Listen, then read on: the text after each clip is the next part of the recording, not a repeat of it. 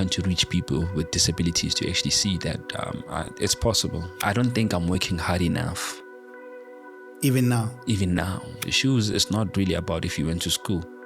It's about understanding how your shoe's going to look after we have worked on them. If your brain gives you a problem, there is actually an opportunity to solve it. What's there to celebrate when you have so many problems? You have so many problems. What are you celebrating? You should be working. How are you winning in the township? I'm the ideal customer to my business. Everything that I do am I also happy with what I'm receiving? For the business, we are all human. And a lot of things, I'm not doing them based on the business. I'm doing them because of I'm also human.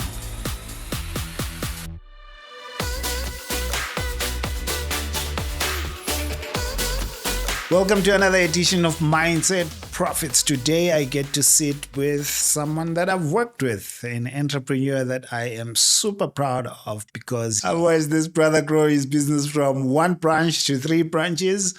And it's humbling to watch a young man do this. But I reflect back to a time when I got introduced to him by the Innovation Hub and we got to work together, and I saw this young entrepreneur with some fire, but a problem and a challenge. He had lost hearing on one of his ears, one side. Both ears, actually. And at the time we met, you were losing hearing on the second. And the biggest anxiety for you at the time was, how is this going to work? How is life going to look like? How is business going to look like if I lose hearing on the last ear that I have to depend on? And the journey wasn't easy. I remember you were the only entrepreneur actually that during a coaching session, you cried. Yes.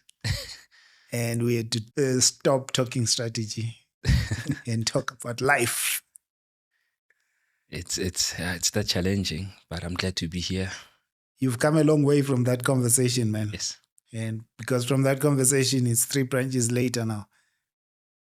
And a whole lot of more revenue. And you've got a whole lot of other things to share. And first off, what's this? It's called a cochlear implant. It's called a cochlear implant. It's for people like myself who have lost hearing. And it restores your hearing. So how? If I just take it off and show it to the camera. Oh, it's without wearing this, I struggle. This interview won't happen without me wearing this. So inside of my head, there's a magnet which actually has a little tail. I forgot the word for it, but they actually connect it to your cochlea, and it actually sends beeps to your ear, and eventually your brain learns how to decode those beeps. And just like that, after a very long time, I can do a lot of things. I can engage in society. I feel normal if there'll be something attached to my head. It's a cochlear implant. That's what it is. You have to do surgery for it in order to get it. So when you went for surgery and you took that break for a month or so, yes, that's what they were doing. Yes. So the ear was deaf totally. This one started struggling as I'm wearing a hearing aid also. Yeah. Started struggling, and I didn't even know about it up until that day. So they after a year of just doing research and finally found the courage to actually go under the knife, and I got the cochlear implant, and it started actually being meaningful to me after 3 months. I could start hearing things, and I could start engaging with people. So yeah. Let's reflect on 2 seasons, man. Yes. The season there that we're referring to and how you grew your business after, especially now that you can hear. What was the biggest challenge for you when you're going through that, knowing that you're losing your ear? And wait, I jumped the gun before we get to that. What does your business do? Oh. What's this business that you've been growing? Because you know me, they don't know me. I took it for granted, and I thought, let me just jump straight in. But okay. We are a sneaker cleaning business, in simple English, but we actually more than that. We clean shoes, we repair shoes, we restore shoes, we manufacture certified sneaker cleaning products, and we also run the whole business on software that we have designed and built ourselves. So as you have mentioned, that we run our business from 3 stores. which are based in Mabopane Square, Soshanguve Thorntree Plaza, and we have all recently opened a new one in Pretoria CBD. So that's what we do. That's what we do. We clean shoes in simple English. You've got the software, the app site, and Yes. you've got products Yes. that you sell Yes. for shoe repairs. Yes. Now that we have introduced you, You can go back to the cochlear implant now. before the implant, when you were crying, what was going on there? That season of your, how do you describe that season? I was, I didn't think I had a hearing problem actually up until a lot of people told me that I have a hearing problem. So I was kind of like navigating life with my struggles up until I realized that I can't do phone calls, but I didn't really have a problem. I was so used to using WhatsApp. I could listen to voice notes at that time. And eventually I started accepting, because I started hearing a lot of people tell me that I have a hearing problem. So I started accepting that I have a hearing problem. That's when things started to actually go down south. Were they saying it nicely? I started believing it. I used to always give people my ear to listen. I would always jump in to actually be able to hear you. But after some time, I was like, okay, I have a hearing problem. Maybe I would feel better and not think that I'm not engaging with people and stuff like that. So it happened that after accepting that I have a hearing problem, one morning I woke up and my left ear was deaf. And at that moment, I was still working at a major retailer in Pretoria. And with the work that I was doing, which I really enjoyed, I was speaking to people. And this is during COVID. And we had to start wearing masks. So I went from lip reading to actually hearing mumbles. Yeah, so I was like, oh, this is not happening. Oh, so before, when you lost hearing on one side, you could count on lip reading. The Lip minimum, reading. And this was like probably my whole life, because even in varsity, even in high school, teachers always said, lecturers said, I must sit in the front. And I was able to focus on what people are saying by also looking at their lips. So I would, basically, this is how it was. I couldn't actually follow a sentence fully. I would always follow a sentence up to like 60 or maybe 50%. And my brain would build with the rest of the sentence. So sometimes I would answer wrong things. and it became like, it's only now that I start to look back and I'm like, people actually thought I was crazy for answering wrong things. What is this guy answering? But people just kept conversating with me. So after losing my hearing, that's when I was like, this is not working. I went back home. Now I'm back with the gents on the street corner, and something pulled me towards maybe trying to clean shoes. And fortunately, it worked out. But at that time, I knew that I had these difficulties, and I knew that if I tried to put myself to work in the office, not in front of the customer, I can actually build on that. And that's exactly what happened. So after making some money, my right ear started declining. Now, it also, one morning I woke up, it felt like it was super blocked. I couldn't hear anything. I couldn't hear much. And I remember I got into panic mode. I started panicking. As I was panicking, I told my mom that, I think it's time I go to a private hospital instead of a government hospital. So all along you had been going to government hospitals? Like once or twice. Okay. And I just couldn't go back. I just couldn't go back there. It wasn't worth it. I felt like it wasn't worth it. So I went to a private hospital. I would always speak positively about them because they taught me about this device. This hearing aid that I'm wearing, I got it for free, by the way. Okay. Is that standard, or it's not just a favor for you? It was a favor from them. They asked me what I do, and apparently I have a good story to tell. So they just loved everything about the person that I am. And they decided that, okay, you're already employing people. You have a business. We should actually assist you with this. Because I didn't have a medical aid at that time. And I ended up doing a medical aid. I had to wait on the side, and they told me about the cochlear implant. They said to me, this is the best thing to go for. And after a year of being on the waiting list, also doing research, preparing my mind, and I was pushing the business at that time. I was pushing and pushing, making sure that if things even go wrong, the business can still, carry on without me. So after some time, I got the cochlear implant, and here I am. Didn't you get to a stage of reflecting and realizing you're pushing yourself too hard? Regarding Business. How hard you it, worked to get the business to grow? that's it's a good question because I don't know if I don't think I'm working hard enough. Even now? Even now, currently we have almost 20 employees in our 3 stores. And, I've always thought if I open another store, problems would get better. I would be able to delegate, only to realize that you are now doubling the problem. So I felt like I'm not working enough. The business has reached a level whereby there's just a lot of expectations from staff, even myself, that we actually should be trying to operate at the level of ShopRite. Hence, we have achieved all of these in 5 years. Products certified, currently running the business on our own system. So winning awards, being recognized, meeting executives, and just being at the forefront of entrepreneurship in internships. Yeah, people will not know you met like last number executives of banks. You're moving. Yeah. So, but I had a conversation with you some time back, and I remember we had a chat about you celebrating milestones, because my feeling was you drive yourself so hard, you don't pause and recognize how far you've come. True. You're not celebrating your success.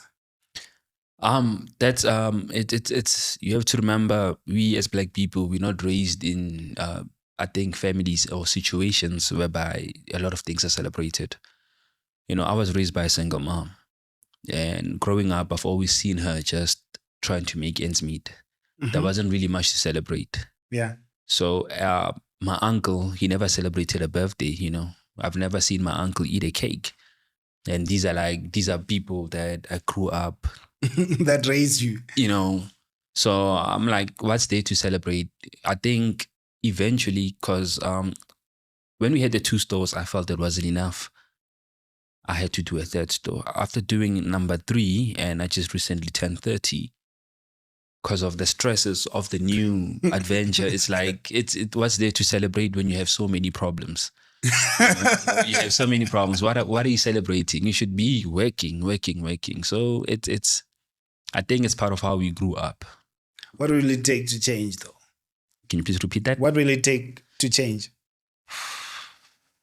What would it take? I think I'm still self-employed. I think after I move from self-employed into actually entrepreneurship, I think we use that entrepreneur word wrong. And entrepreneur is somebody, maybe once in a while they fly away and just enjoy being away from the business, whereby the business can run without me.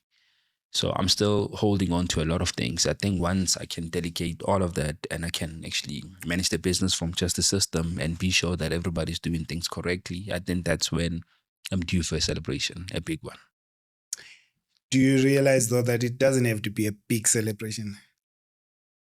Okay. Maybe you can tell me more about that. Maybe you can tell me. It doesn't have to be. I think I don't want to say your numbers, because I have privileged information. Yes. But you make the kind of numbers that many entrepreneurs will never hit in their lifetime. Your business is doing well. You hit some serious numbers. I've been told that, yes. Pause and celebrate, man. Yeah, you have mentored me a long time, so it's good to listen to your mentor. So I'm taking that advice with me. No. Not many, like I said, not many will ever hit your numbers in their lifetime. Yes. As entrepreneurs. Actually, stats say about 80 to 90% will never hit those numbers in their entire lifetime. You did it with a big handicap. You had lost hearing and you're about to lose hearing on your last ear. You did it fighting that. Yes. In terms of mental wellness, that was a tough mountain to climb for you. It was. But you were fighting this battle privately and out there crushing it in business. That's not an easy thing. And we look at it, I think it becomes, I don't also realize that it's not an easy thing to do, because I've done it. It's like when I look at another person and they can't do it, I look at them like, you can do it because I did it. So in my mind, it's never like it was difficult. I was able to do it. So that's what I'm saying, that it's in me. I love learning. I love being challenged. Maybe that's the thing. But I never looked at it from that perspective that what I've achieved, it's actually difficult up until, I've had even yourself, Yeah. even the lady that introduced me to you, just a lot of people tell me that you're doing good, you're doing great, what you're doing is not easy, what you're doing this. And it's only now that I start to look back and I compare, and comparison is sometimes wrong, but I compare that, oh, this business doesn't have this and we have this and they're bigger than me. That means I'm doing good.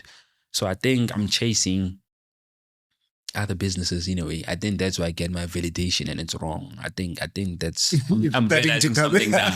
I'm realizing something now that no man, maybe that's wrong.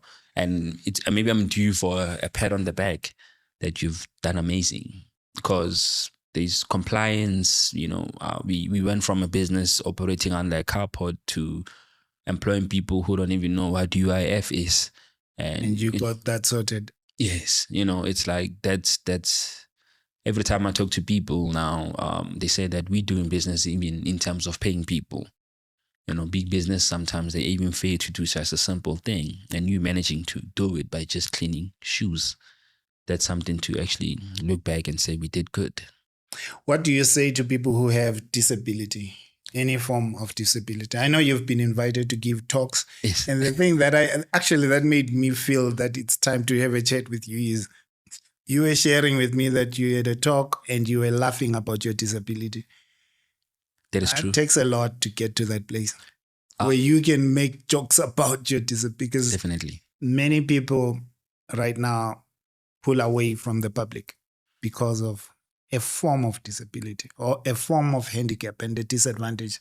And, I used to say to myself, okay, before the business, people used to look at me, and it was for one reason. I saw myself as a handsome guy. Especially the ladies, I'm not talking about the guys. Yeah. And after the business, people found two reasons to look at me. Now it's the business, or you are handsome. And now I have a cochlear implant. I have a magnet on my head, and people are clueless about what it is. People now look at you and yes. What now is it's that? super difficult to know what is the reason for you to look at me. Like, which one is it, so that I can, if you're looking at me because I'm pretty or something, let me give you my number. If it's the business, let's talk about the shoes. If it's the cochlear implant, let me educate you. So, I'm a firm believer that God would make you go through difficulties to actually be in the forefront of something. And that's something, I'm a very appreciative and humble person. And God put me here to maybe to spread the word about this little device that I know people in the township are facing disabilities, but they don't know that solutions are there. And this is one of the solutions that I have, because my spirit, I've managed to gain weight after getting this thing. So that just says a lot about where my mind is currently at. I know in terms of business, nothing crumbled because you kept driving yourself and working. But what fell apart in the season that you are struggling with this disability? Funny enough, nothing. Nothing. As a boss, you force how people, what type of communication mode they should have with you. So meaning that if I choose WhatsApp, you're going to communicate with me via WhatsApp. Oh, that's how you kept things together. If I can't hear you, just tell all the employees use WhatsApp and voice notes. A bit of both. I would rely on other people to actually help me do phone calls. Sometimes you get calls from an institution whereby they can't WhatsApp you. So I would have whoever, if you're near me, you just became a PA. So you're going to help me with the conversation. WhatsApp, that was my preferred mode of communication. But it was tiring. It was tiring at some point. But nothing fell because I had managed to solve problems that my brain was giving me. So, like what? Systems. Number of shoes that we were cleaning. It's too many for writing things down. It doesn't work. So we have managed to build a system. And the nice thing about myself, and I understood about myself, is I believe in myself. I believe that if your brain gives you a problem, there's actually an opportunity to actually solve it. So I never look at things that, okay, like now, even if I don't sleep, I'm thankful for that moment because there's something to improve. The business is not sitting in one place. If you're not sleeping at night, it means there's something to improve. And I'm grateful for those moments. So nothing fell apart, but improvements happened for the business. What did you learn about business in this journey, though? What have you learned about what it takes to make business work? Because for you, you know what surprises me? Yes. I work with many entrepreneurs who grow businesses not as fast as you. Some who struggled to grow businesses at all, but they don't have a handicap. Oh, they're normal. But also having a handicap puts you ahead, you know? I mean, you go to the bank, somebody's on a wheelchair, you're going to wait for them to finish. So What advantages have you gotten because of this? I haven't actually, funny enough, I haven't benefited because I have a hearing problem. So you've never filled out forms and say, I have a disability and gotten higher scores to something? Nothing. I don't recall doing that. Yes, I would say I have a disability, but I haven't received anything that I can say it was monetary, money-wise, or maybe, you speak first or you park closer to the entrance. Nothing. I'm still being treated like a normal person because you go to anywhere, the security guard is gone. I look normal. I talk normal. They think there's a headphone, not a so nothing is changing. Nothing is changing, and but also I think the amazing thing that I sort of God chose for me is we operating in an environment that nobody wants to actually start a business in, and that's the township. So another thing, we try to start businesses in where it's already saturated. So you don't do your own thing. What we're doing is unique for our business, and we understand because we are from where we serve in the market. So we are. How are you winning in the township? That is a good question. How am I winning? That's a good one for you to reflect on and pat yourself in the back. So let's dig up the masterclass. How am I winning? Because it hasn't been. I'm winning because I'm an ideal customer to the business. So with a lot of things, I look at it from a perspective of if I treated my customer, if I'm treating myself, I'm not putting it together properly. But no, I get you. Yes. But you can try put it together. You are the ideal customer. Yeah, I'm the ideal customer to my business. Everything that I do am I also happy with what I'm receiving? And another thing, it's marketing itself. I think I've grown big enough to know how social media is important in business. So you do get leads from social media? I actually do it myself. Okay. How? Which platforms? Facebook. Facebook is big in the township. TikTok is good for awareness. You spoke with me about this actually. And you're like, I'm pretending I've forgotten all of these things. You speak to a lot of people. You're important here between you and I. So TikTok is good for awareness. But Facebook, it's like the main driver, and also collecting customer information, because it's only about just posting. It's about retargeting. So you need to retarget the existing customer profile. A simple thing like a birthday message, it counts. And a lot of township businesses, they don't do those things. So we got to, and we have this is how we're winning. I got it. We have a customer care line. And it's being used. We do follow-ups. If you have a complaint, you don't even have to talk to the staff in the shop.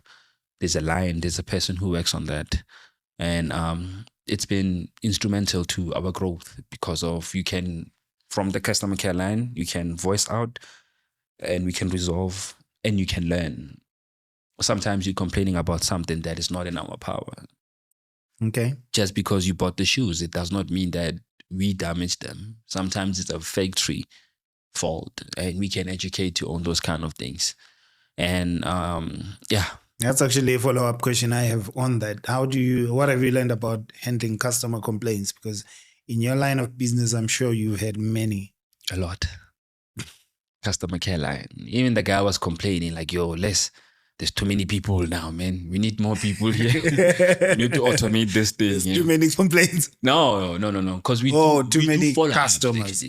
Yeah, there's a lot of customers. We can randomly call you. If you brought like 5 pairs, we can just rifle you out and say, call this customer and find out if he was happy. So it's not about only the customer care. Oh, so you are not reactive. You are proactive about this. We are. We follow you. You're not waiting for the complaints. You're not waiting for the complaint. And I can see that through the system. So the guy logs in, but the problem is he has mentioned that there's too many people to do follow-ups on. I can't do this. I can only, sometimes people are going to work. We're talking, they're trying to reach me now. I'm not available. So sometimes automated through WhatsApp, and they can just say yes, no. If it's a no, we follow up what happened. And if a customer walks out the shop unhappy, we log it fast. This customer walked out the shop not happy. Find out what they were not happy about. So that's how we also winning. One of the things I've appreciated doing this work and even the podcast is there's always guys like you that are calm and chilled and that hit serious numbers. You meet in a restaurant, I'll meet you and feel like, this one. Auntie.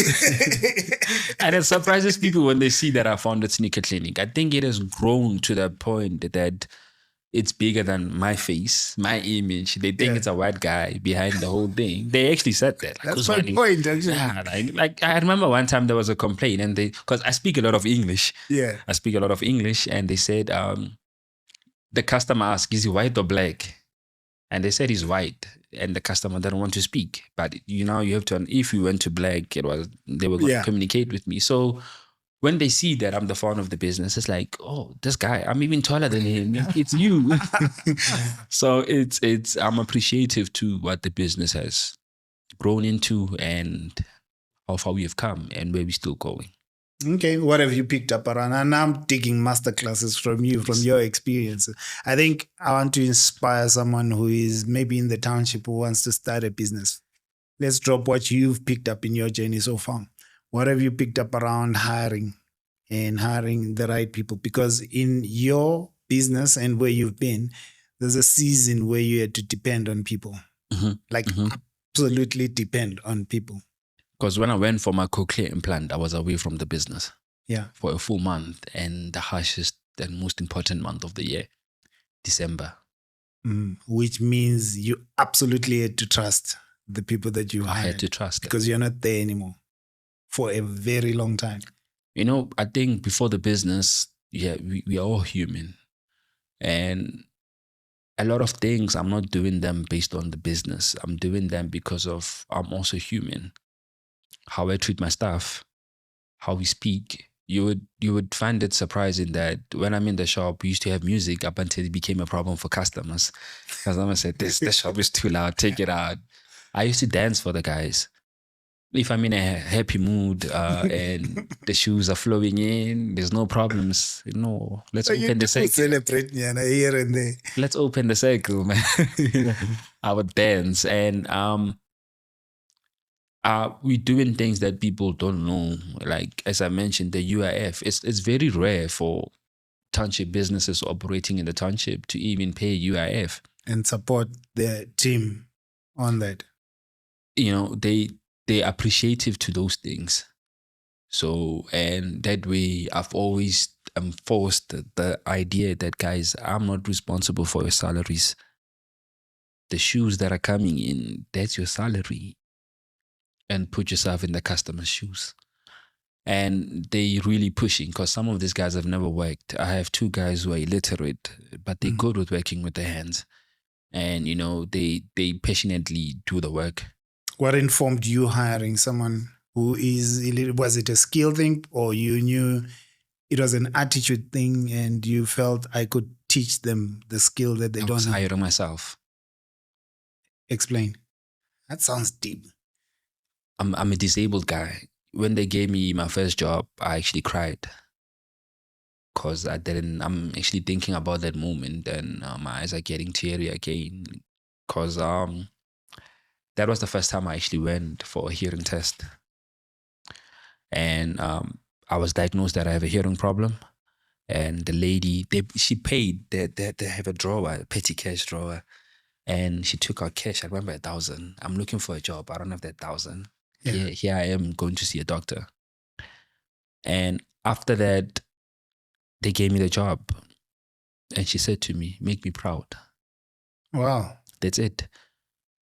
And I cried in front of them, because people don't owe me anything. You don't owe me anything.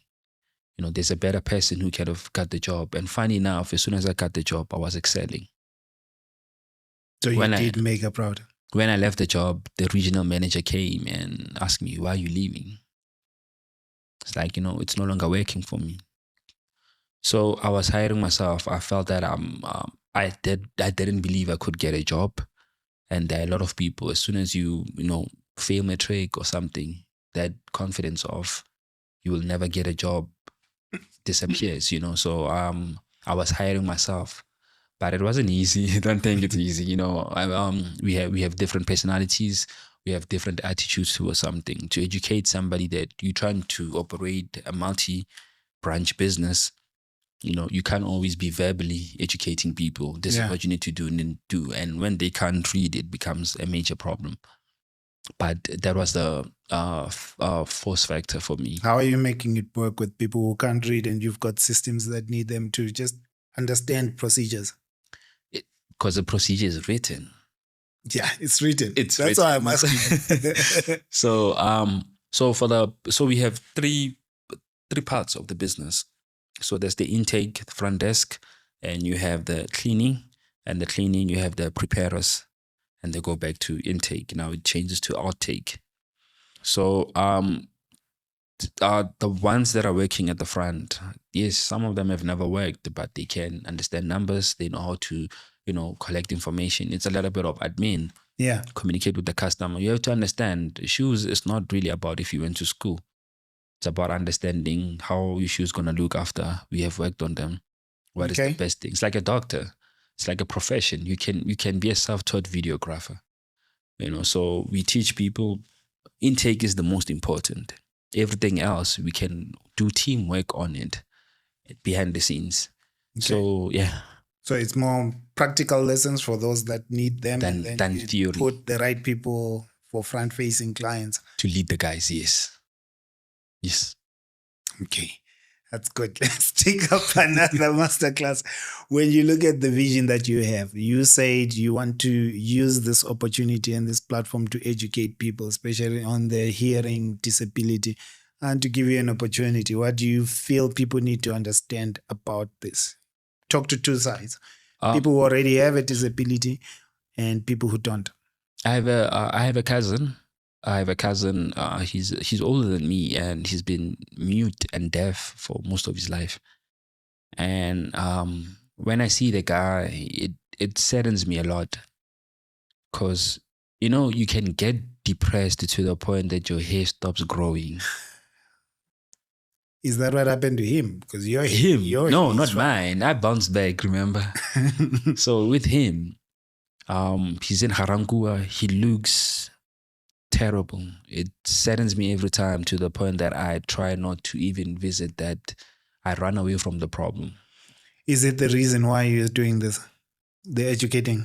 A lot of people are in that situation, and it's only about access to information. There's so many NPOs that can help with the cochlear implant. There's like in the program that I'm in, as there's I mentioned something about even programs offer things to us that we actually don't know that they actually can assist us. Mm-hmm. So we need somebody. The business coaching program. So we need to be vocal about these things. So that somebody, a lot of people look up to me now and say, I want to be like him. And majority of them, they don't have disabilities. But for the ones, I'm trying to reach people with disabilities to actually see that it's possible. It's possible, and speak, you could get assistance. So I'm trying to use my platform, Sneaker Clinic, also to show that, guys, it's possible. What's your vision over the next 10 years? We want to go into franchising. I'm tired of reinvesting everything. into a new store. Going back to how you started the business, cash flow problems again, the business has proved itself. We have belt system that protect, that make the business a franchise. So definitely my legacy, we're looking at 60 stores, 100 stores. We're looking at Legends Baba. That's the inspiration. That's what we're trying to copy, emulate. Yeah. And what's your message to kids in the township? I think we can close there. They shouldn't stop. Don't stop believing. But we also too, that's actually, I'm going in the wrong direction with this. One of the killers in the township, it's what other people say. It's not, because ever since I got my cochlear implant, I started learning the word neuroplasticity. And I started asking ChatGPT, because I'm on premium. I asked a lot of questions. I asked it a lot of questions, and I started seeing the correlation between neuroplasticity, and it's all about believing. So neuroplasticity, the ability for your brain to learn. The brain is there to learn. So we are so used to not feeding it information that it stops training a certain part of your brain, that it sleeps, and it becomes difficult to bounce from it. So it's all about self-belief when it comes to, because with my hearing, it was supposed to take me 6 months or more to actually be able to have a conversation with you. But I managed to do it in 3 months, because I was sleeping early. I was going to the gym in the morning, no alcohol, no smoking, just a clean diet. And that benefits your brain. So going back to the township, we need to respect those things. Those things are not a norm. And we need to respect them, because they benefit you more in the long term. You're trying to build a business. You have a vision of building a multi-branch business. But are you doing things that are fueling the multi-branch vision? Lifestyle and habits. They don't match. So we rush to buy expensive things, because when I started Sneaker Clinic, I changed my lifestyle. I used to look like a garbage man, and it's only now that it hit me that, yo, dude, what were you doing? Then it didn't matter to me. I was so fixated on cleaning shoes, growing the business, and I can see where it got to now. Do you remember the first time you made $1 million in a year? Oh, I don't even like talking about money. But yeah. All right. When you look at your business, what has made you proud? Most proud, looking at what you've built? Another good question. The systems and the products. It's only now that I realize that it's not easy to do it. It's only now, it's only now that I realize that it's not easy. It's not, it's definitely not. So to run the business from a system that you have designed, that's amazing. To be able to access your company's data over your laptop. Well, after this meeting, I just switch on my laptop. That's amazing. And it's not a licensed system. I've been building a franchise-ready business without even realizing. The product, you can always copy how we clean shoes, but can you manufacture the products? You can't. Do you have the energy to even design and invest and build your own software? I think not. So I'm proud of that. You've done these things that make you proud. Definitely. Okay. Thank you, man. Thank you. It's been good hosting you finally. And just to tell you that I'm super proud of everything that you're doing. Thank you so much for having me. May the 60 stores happen. I will be looking out. Yeah, definitely. Thank you for hanging with us. Thank you for hanging with us till this time. I think this is one of these conversations that are sobering, and it's good to see young people build business, young people build big business, and do so with some unprecedented challenges. And I think what you're doing is amazing. Do find time to celebrate. Thank you so much. I will do that. I hope the people listen to you tell you, hey, dude, go celebrate. Or give him party ideas. See you in the next episode. Thank you.